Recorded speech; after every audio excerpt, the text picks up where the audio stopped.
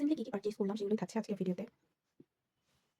তো ফার্স্টে আমি বিউটি গ্লেজডের এই ভাইরাল কাজলগুলো নিয়েছি। আমার কাছে অলরেডি এগুলো ব্ল্যাক অ্যান্ড নিউড কাজল আছে।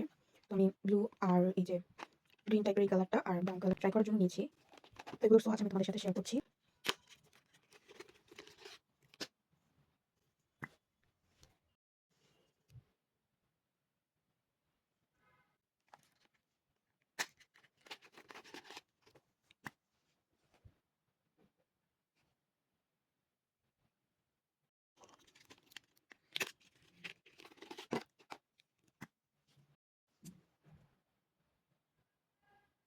এরপরে আমি বিউটি গ্লেজডের 2টা লিপ ক্রিম নিয়েছি। এটা রিসেন্টলি খুবই ভাইরাল। তো ইউজ করলে বোঝা যাবে কেমন। এটার সোয়াচ আমি তোমাদের সাথে শেয়ার করবো। এটার ফার্স্টে শেড হচ্ছে রেড ওয়াইন রেড ওয়াইন আর সেকেন্ডটা হচ্ছে প্লাম। আমার এই রেড ওয়াইনটা ইউজ করার বেশি ইচ্ছা ছিল। এটা মোস্ট ভাইরাল একটা লিপ ক্রেয়ন। বর্তমান নিউজ ফিডে আমার এটা আসছিলই। তো আমি দুটো নিয়েছি। বাকি কালারগুলো ছবি দেখে বোঝা যাচ্ছিল না কেমন, তাই সেগুলো আর নিইনি।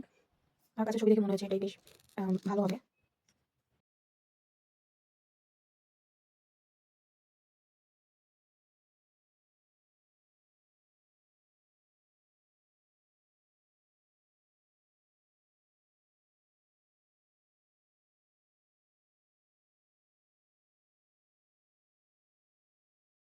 প্লাম শেডটা সোয়াচ করবো।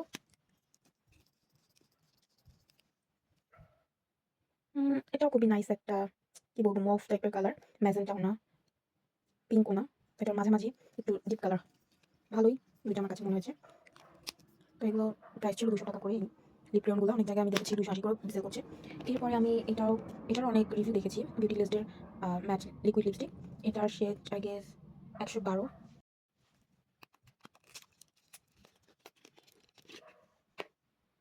আমি অনেকের রিভিউতে দেখেছি এটা হচ্ছে মিলানি ডিভোশনের ডুব বলে অনেকে। জানি না কতটুকু ওইটার সিমিলার কালার হবে। তো আমি রিভিউ দেখে নিয়েছি।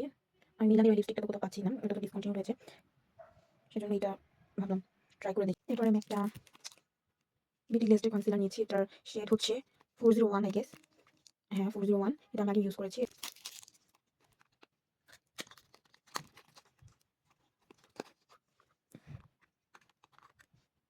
এটার সোয়াচ করে দেখালাম না।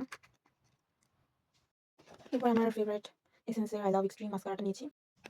এরপর আমি এটা অনেক বছর আগে ইউজ করেছিলাম, নিভিয়ার এসেনশিয়াল লিপ বাম। এরপরে আমি 11টা শীট মাস্ক নিয়েছি। আমার স্কিন প্রচুর ড্রাই। এই ছিল আমার রিসেন্ট পারচেজ।